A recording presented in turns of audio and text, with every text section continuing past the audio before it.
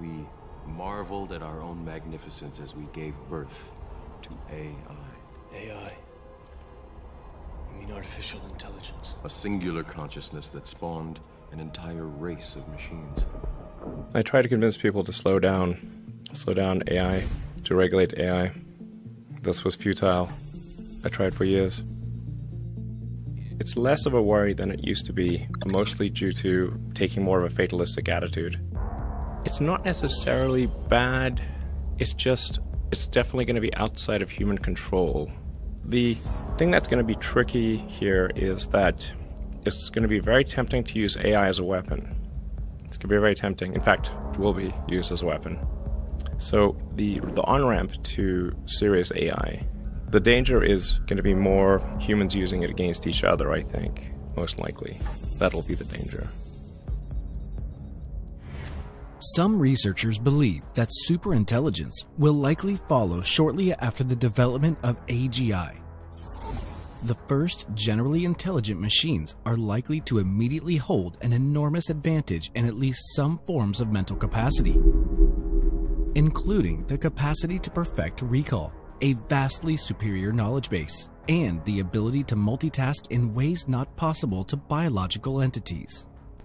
So the reasonable concern about a possible extinction-level event from digital superintelligence stems from the period of time in which narrow AI achieves artificial general intelligence, where presumably in this time frame we can do something to stack the odds in our favor. In contrast to narrow AI displayed by current computers, AGI is intelligence demonstrated by machines where a system is specified by its top-level functional capabilities, such as reasoning, knowledge, planning, learning, communication, perception, and the ability to move or manipulate objects. Many different components are involved when these capabilities are implemented in software or hardware. Today, right now, with our seemingly endless desire for better, faster, and cheaper technology, we are collectively contributing in building future AI systems, whether we are aware of it or not. As Elon Musk put it, we are the biological bootloader for AI. Well, I mean, you could argue that any group of people, like a company is essentially a cybernetic collective of people and machines. That's what a company is. And then there's different levels of complexity in the way these companies are formed. And then there's this like a collective AI in the Google sort of search where we're all sort of plugged in as like nodes on the network, like leaves on a big tree. We're all feeding this network without questions and answers. We're all collectively programming the AI. And Google plus all the humans that connect to it are one giant cybernetic collective. This is also true of Facebook and Twitter and Instagram and all these social networks. They're giant cybernetic collectives. Well, I made this comment some years ago, but it feels like we are the biological bootloader for AI, effectively. We are building it. And then we're building progressively greater intelligence, and the percentage of intelligence that is not human is increasing. And eventually, we will represent a very small percentage of intelligence.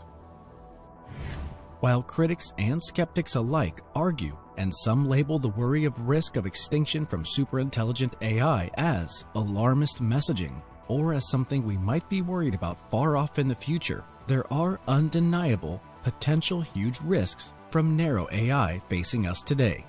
Lethal autonomous weapons are a type of autonomous military system that can independently search for and engage targets based on programmed constraints and descriptions. Current U.S. policy states, autonomous weapon systems shall be designed to allow commanders and operators to exercise appropriate levels of human judgment over the use of force. But are countries like China or Russia going to implement and bind to these kinds of policies? The question almost answers itself. Another risk stemming from current narrow AI is automation. While the risk of job losses due to automation is high and will be dreadful for those affected by it, it is by no means something our society can't recover from. There are, however, dangers lurking in the creation of seemingly benign AI systems that might be malignant in the future. Current narrow AI systems are made to automate mundane tasks and serve our needs. Thus, AI of today is created in our own image. The AI is informed strangely, by the human limbic system and all those things, the sort of primal drives. There's all the things that we like and hate and fear. They're all there on the internet. They're a projection of our limbic system. In some measure, like, it's the success of these online systems is sort of a function of how much limbic resonance they're able to achieve with people. The more limbic resonance, the more engagement. Things are getting more and more connected. They're, at this point, constrained by bandwidth. Our input-output is slow, particularly output. If we were to find out that our worst fears will be realized and the advent of digital superintelligence will result in human extinction, our first knee-jerk reaction would be to question if there was ever a point in time where we could have done something to prevent it. The obvious answer is that we don't know, but there is a logical first step. The regulation of artificial intelligence is the development of public sector policies and laws for promoting and regulating AI. In 2017, Elon Musk called for regulation of AI development. According to National Public Radio, Elon was clearly not thrilled to be advocating for government scrutiny that could impact his own industry, but believed the risks of going completely without oversight are too high. I think people don't, like, normally the way that regulations work is very slow. It's very slow indeed. So usually there'll be some new technology. It will cause damage or death. There will be an outcry. There will be an investigation. Years will pass. There will be some sort of insight committee. There will be rulemaking. Then there will be oversight, eventually regulations. This all takes many years. This is the normal course of things. If you look at, say, automotive regulations, how long did it take for seatbelts to be implemented, to be required? You know, the auto industry fought seatbelts, I think, for more than a decade. Successfully fought any regulations on seatbelts, even though the numbers were extremely obvious. If you had a seatbelt on, you would be far less likely to die or be seriously injured. It was unequivocal. And the industry fought this for years successfully. Eventually, after many people died, regulators insisted on seatbelts. This time frame is not relevant to AI. You can't take 10 years from the point at which it's dangerous. It's too late. The technological singularity is a hypothetical point in time at which technological growth becomes uncontrollable and irreversible, resulting in unforeseeable changes to human civilization. According to the most popular version of the singularity hypothesis, called intelligence explosion, an upgradable intelligence agent will eventually enter a runway reaction of self-improvement cycles, each new and more intelligent generation appearing more and more rapidly, causing an explosion in intelligence and resulting in a powerful superintelligence that qualitatively far surpasses all human intelligence.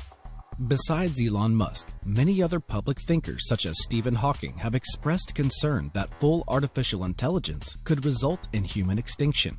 According to the Future of Humanity Institute, the estimated probability for human extinction before the year 2100 is 5%.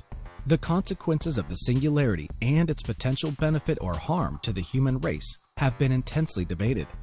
4 polls of AI researchers, conducted in 2012 and 2013 by Nick Bostrom and Vincent Mueller, suggested a median probability estimate of 50% that AGI would be developed by 2040 to 2050.